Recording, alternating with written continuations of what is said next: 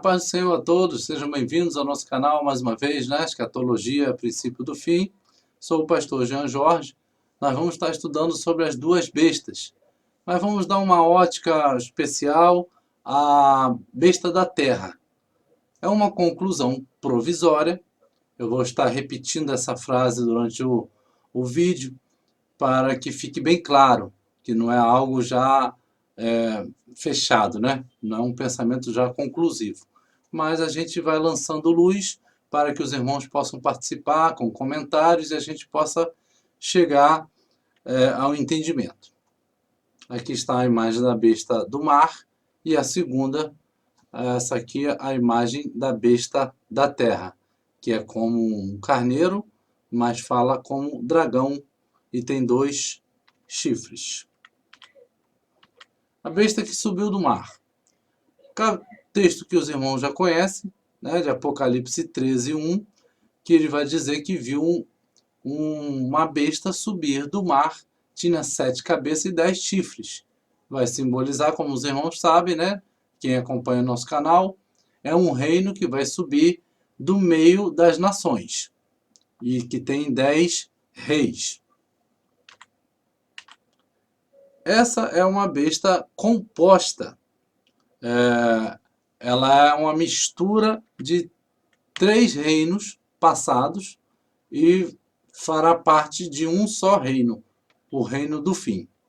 Isso foi visto por João, no capítulo 13, ele relatou que é a mesma visão em paralelo com Daniel, capítulo 7, versículo 8, que vai tratar daquele animal terrível com 10 chifres. Característica da besta é que ela reúne 3 impérios mundiais em um. É uma besta composta. E tem as características de alguns impérios passados, que é Babilônia, Medo-Pérsia e Grécia. São os animais, né, que Daniel tinha visto no capítulo 7, que é um leão com asas, é o urso com costela na boca e o leopardo com 4 cabeças. São as características desses 3 animais agora juntos num só, formando uma besta terrível, que é a besta do fim dos tempos. E destaca-se aqui os 10 chifres e o chifre pequeno. Então, para a gente já ver que o tempo da besta e dos chifres está chegando. Por que eu coloquei o tempo da besta e dos chifres? Porque em Daniel, capítulo 7, vai dizer, apontar para nós, que no tempo em que isso for começar a acontecer, tem que um reino estar formado. O reino da besta vai estar formado, e desse mesmo reino vai sair os 10 reis, que são os 10 chifres, ou os 10 dedos da estátua, e dentre esses 10, um chifre pequeno. Dentre os 10 chifres, sobra um chifre pequeno, que vai abater 3. Então, esse é o comandante, né, que chamamos de anticristo, que ele vai dominar. Então, o reino do fim, ele tem que se formar para daí formar os 10 reis, para daí sair o chifre pequeno, o anticristo, que vai durar pouco tempo, como diz a palavra de Deus. No caso, 3 anos e meio finais. A besta da terra. E vi subir da terra outra besta que tinha 2 chifres. Então, se 10 chifres na besta do mar são 10 reis, o anjo não explica que os 2 chifres da besta da terra são 2 reis. A gente vai meio que por conclusão aí, por causa da besta do mar.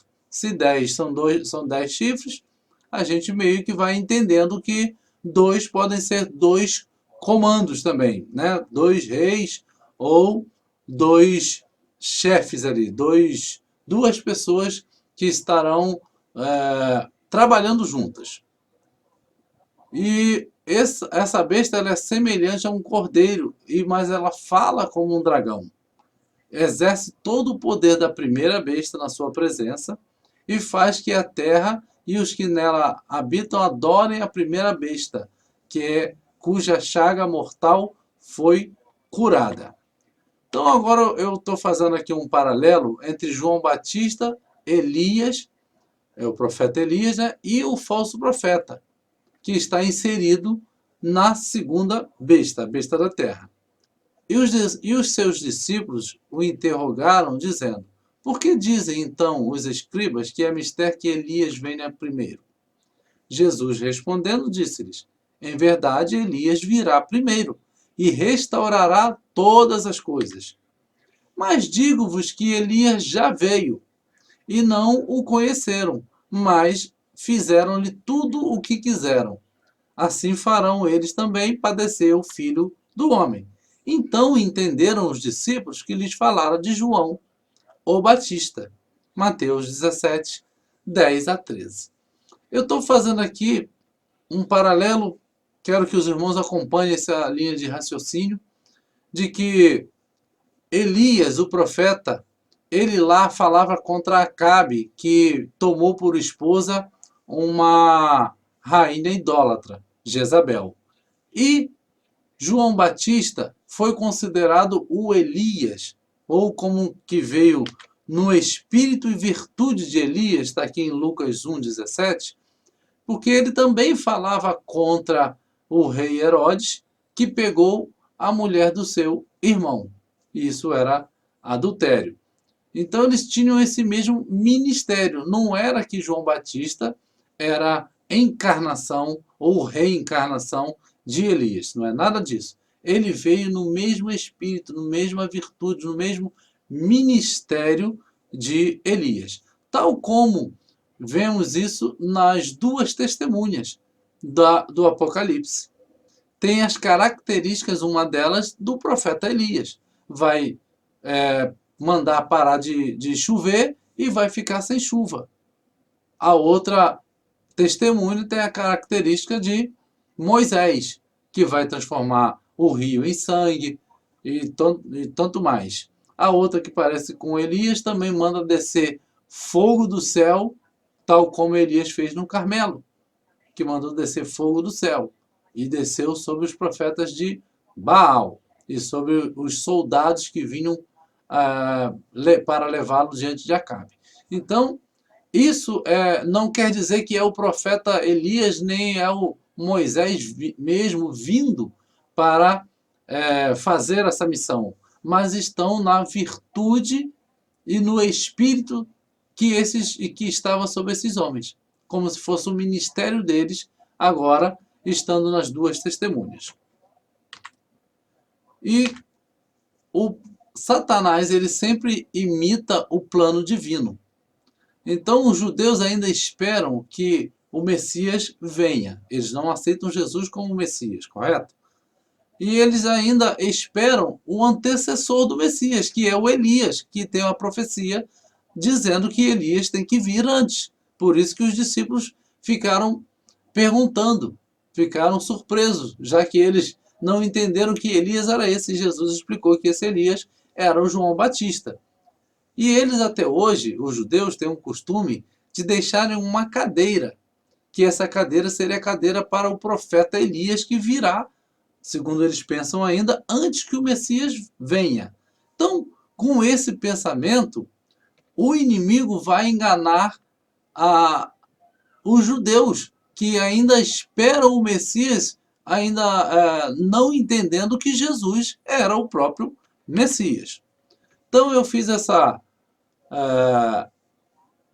cheguei a esse ponto aqui, que não é uma conclusão definitiva, para que nós possamos pensar juntos. A besta da terra com 2 chifres. Aí eu separei aqui o reino de Deus, o reino de Satanás. O reino de Deus consiste aqui no Evangelho e coloquei o reino de Satanás como o Islã. Os irmãos sabem que eu trabalho um pouco nessa linha, mas eu não posso dar uma certeza absoluta. Porém, eu coloco para que os irmãos possam meditar junto conosco e colocar nos comentários, e a gente vai chegando num denominador comum. Eu coloquei aqui João Batista, que era o profeta. Jesus disse que não houve profeta maior que João Batista, porque ele foi o último profeta a falar sobre a vinda do Messias. e conviveu na mesma época que o Messias. Era primo, né, de Jesus. E Jesus era o próprio Messias, o próprio Cristo. Trazendo aqui para o outro lado, com a besta da terra, ela tem 2 chifres. E o primeiro chifre, se a gente for colocar no entendimento da escatologia islâmica, eles entendem que tem que vir primeiro, antes do Messias deles vir, tem que vir Issa. Esse Issa é um Jesus que eles chamam Jesus filho de Maria, que seria o nosso Jesus, mas para eles é apenas um profeta, menor que Maomé. Ele virá antes, segundo o que eles pensam, e vai destruir a cruz do cristianismo e vai dizer que todos estavam enganados e que o Alcorão e o islamismo é a verdadeira religião. Isso é o que o islamismo acredita. E pode ser que o segundo chifre esteja aqui representando o próprio Mahdi, que é o Messias deles, o Messias islâmico, que na nossa ótica é o anticristo bíblico. E aqui a gente coloca uma informação agora de João Batista, fazendo um paralelo com o Issa. João Batista foi o último profeta a falar sobre a vinda do Messias e preparou o caminho para que ele, né, Jesus, viesse. E estavam convivendo na mesma época. Aqui o Issa, que é o Jesus islâmico, pode ser o primeiro chifre da besta da terra e pode vir preparar o caminho para o segundo chifre, o Mahdi, o Messias islâmico, o anticristo, e estarão convivendo os dois na mesma época, que vão ter aquela besta da terra com 2 chifres. Voltando aqui, Jesus não veio requerer glória para si, mas veio implantar o reino dos céus na terra, o evangelho, para que seu Pai, Deus, fosse adorado. Jesus não pediu glória para si. Ele queria que Deus fosse reconhecido, que o seu reino dos céus estivesse implantado entre os homens. Isso através do evangelho. Aqui, a besta da terra, ela também não vem pedir glória para si mesmo. Ela dá a glória para a besta do mar. Ela manda que os homens façam uma imagem da besta do mar, da primeira besta.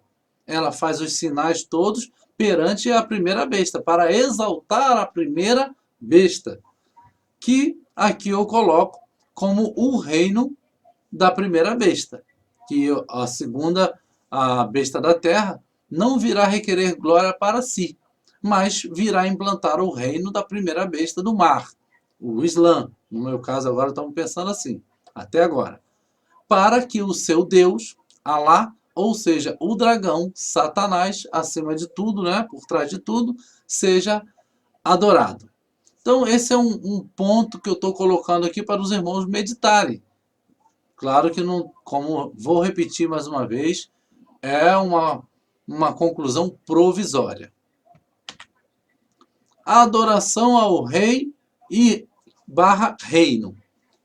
Vou fazer aqui um paralelo agora de que Nabucodonosor, quando ele recebeu a informação do profeta Daniel, que ele era a cabeça de ouro daquela estátua que ele sonhou, ele, logo após receber essa informação, pouco tempo depois ele mandou construir na província de Dura, né, no campo de Dura, na província da Babilônia, onde é hoje o Iraque, ele mandou construir uma estátua de 60 côvados de altura e 6 de largura. Olha o número 6 aí já, que é número de homem, e número da besta, já nos apontando algo.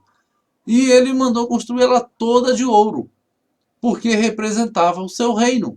Representava ele mesmo e o seu reino. Porque ele entendeu que os peitos e braços de prata representavam o reino que viria a seguir. Bronze e as coxas de bronze, e ferro nas pernas, e os pés de barro e ferro representavam reinos que se seguiriam ao dele. Então ele falou, eu vou acabar com essa profecia. Vou fazer com que a profecia não se cumpra. Vou construir uma estátua toda de ouro. da cabeça até os pés, já que eu sou a cabeça, vai virar tudo meu reino que não passará para ninguém. Né? Tolo Nabucodonosor pensando que iria acabar com a profecia fazendo uma estátua toda de ouro. Então ele aqui pede adoração ao seu reino. Nabucodonosor pede que se prostre perante a estátua de ouro que representava o seu reino. Adoração à imagem do reino.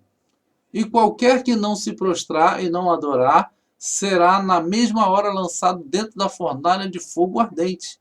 E foi o que aconteceu com Sadraque, Mesaque e Abednego. Conhecemos a história, né? E que foi livrado, teve o quarto homem na fornalha, livrou, eles não ficaram queimados, e foi o livramento do Senhor.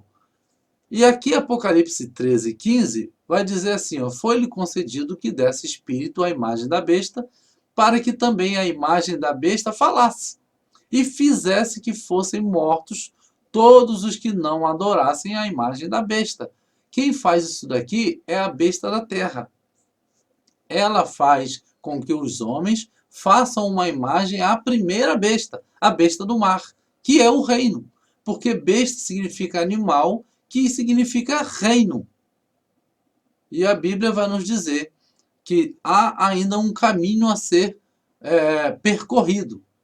Vai haver um reino, desse reino vão sair os 10 chifres, que são os 10 reis, e desses 10 reis vai surgir o chifre pequeno, que é o anticristo.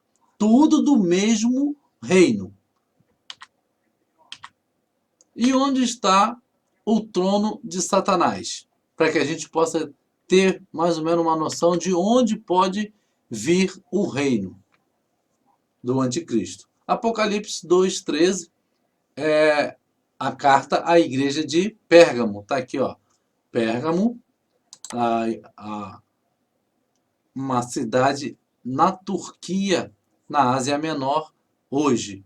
E deu-lhe o seu poder e seu trono. Satanás vai dar o poder e o trono ao anticristo, a besta. E aqui diz, no capítulo 2, versículo 13, assim, sei onde habitas, que é onde está o trono de Satanás.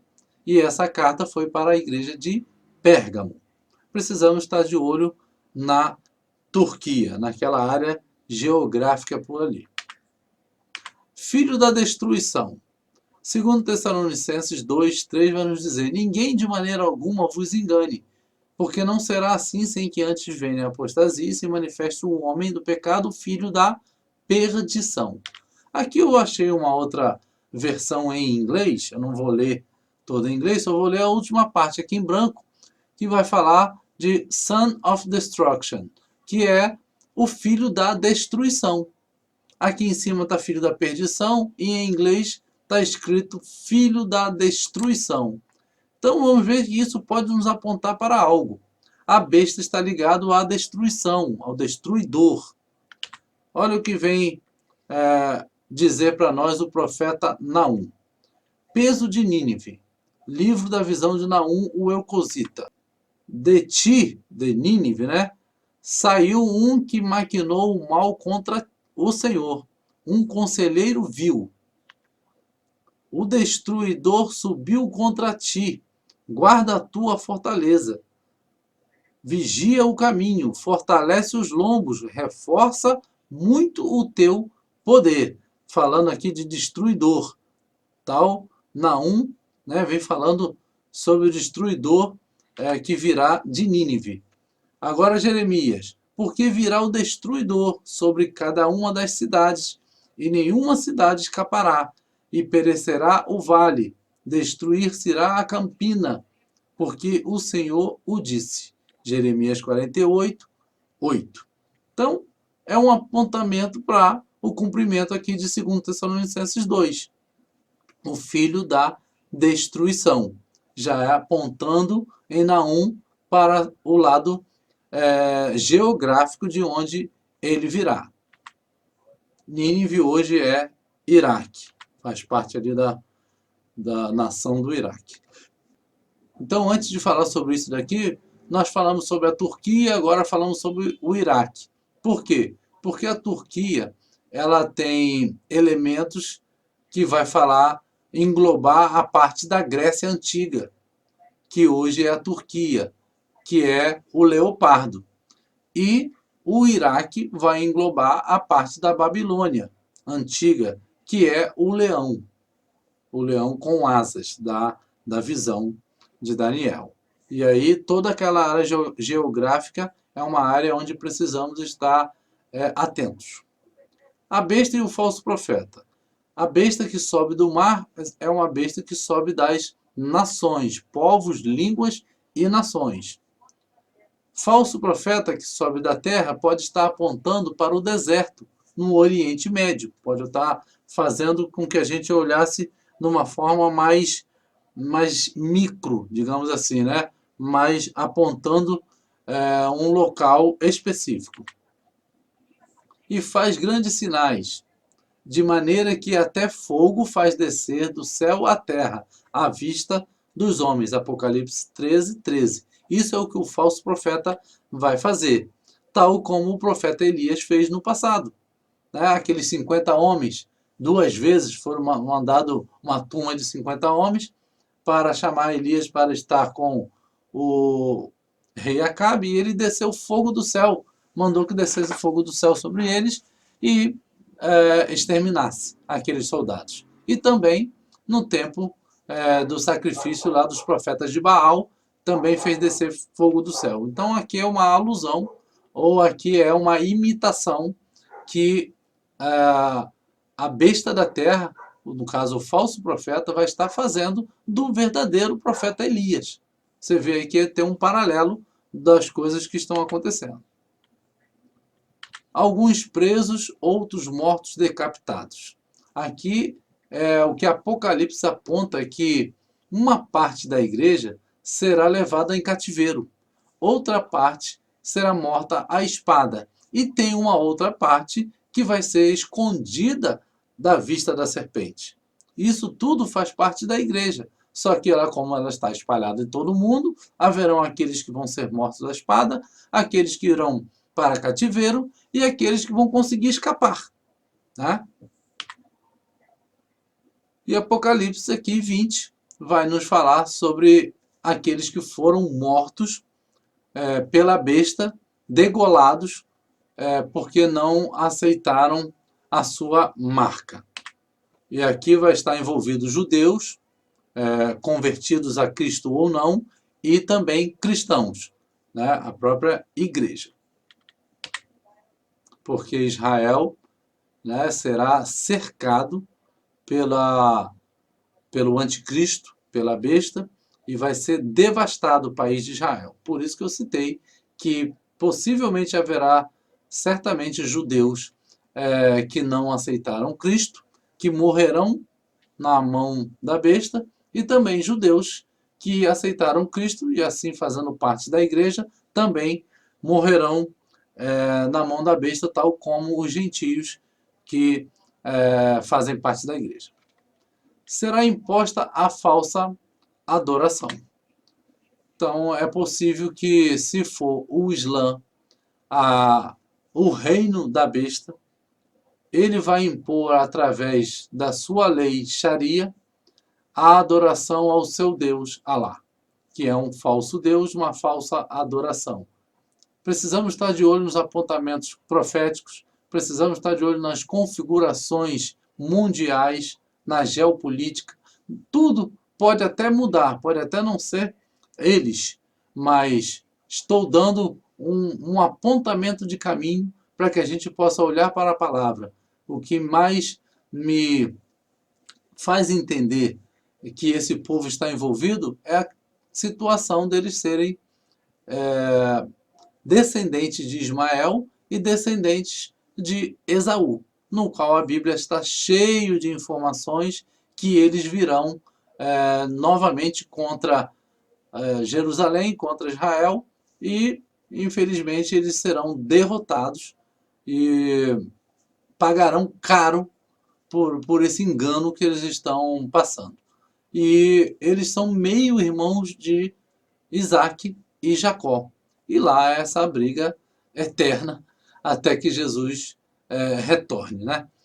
Por isso e outras informações bíblicas que a gente está tendo esse apontamento. Então, se você tem um entendimento diferente, coloque respeitosamente aqui seus comentários, para que a gente possa estudar junto e assim ganhar luz perante o texto sagrado. Amém? Que Deus nos abençoe. Paz a todos.